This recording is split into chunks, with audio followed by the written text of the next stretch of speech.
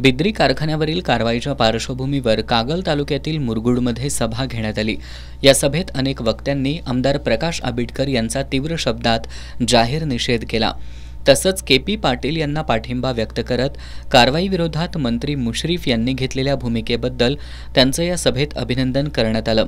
यावेळी बोलताना बिद्रीचे संचालक प्रवीणसिंह पाटील यांनी प्रकाश आबिटकरांनी मुख्यमंत्र्यांच्या माध्यमातून कारखान्यावर छापा टाकला असल्याचा आरोप केला।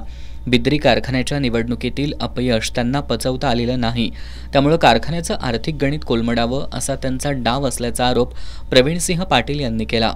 बिद्री कारखान्यात इतकं लक्ष घालण्याऐवजी त्यांनी भुदरगडात विकत घेतलेल्या कारखान्यात लक्ष घालून तो चांगला चालवून दाखवावा असं आव्हानही त्यांना देण्यात आलं। आबिटकर जर जाणून बुजून जर आडवा पाय मारणार असतील तर कागल तालुक्यातील आम्ही शेतकरी रस्त्यावर उतरून विरोध केल्याशिवाय गप्प बसणार नाही असं सांगून कागल तहसील कार्यालयावर 1 जुलै रोजी मोर्चा काढणार असल्याचा इशारा त्यांनी दिलाय। यावेळी दिगंबर परीट, वसंतराव शिंदे, प्राध्यापक चंद्रकांत जाधव, रणजित सूर्यवंशी, दिग्विजय पाटील, शिवाजी सातवेकर, संजय मोरबाळे, अमर देवळे, कुंडलिक भांडवले आदी उपस्थित होते।